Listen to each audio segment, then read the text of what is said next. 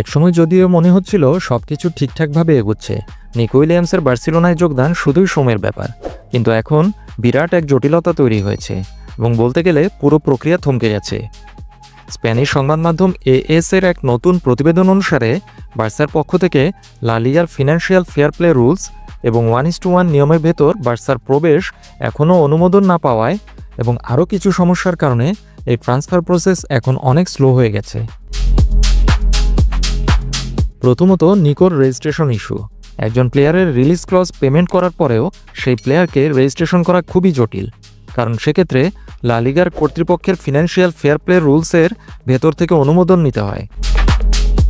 Nico Williams যেহেতু বার্সেলোনার দ্বিতীয় সর্বোচ্চ স্যালারি পাওয়ার কথা, তাই লা লিগার ফেয়ার প্লে রুলসের অনুমোদন পাওয়া কঠিন হবে যদি বার্সেলোনা তার রিলিজ ক্লজের পুরো টাকা পরিশোধ করে তারপরেও।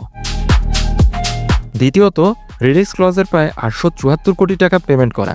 এই বিষয়ে অ্যাথলেটিক বিলবাও কোনো ছাড় দেবে না। যেহেতু তাদের সাথে বার্সার সম্পর্ক খুবই খারাপ, তাই তারাও বার্সার কাজ আরও কঠিন করে তুলতে চাইছে। নিকোর জন্য রিলিজ ক্লজের টাকা ধাপে ধাপে কিস্তিতে পরিশোধের বার্সার অনুরোধ তারা প্রত্যাখ্যান করে দিয়েছে। আপাতত এই ট্রান্সফার প্রক্রিয়া থমকে গেছে।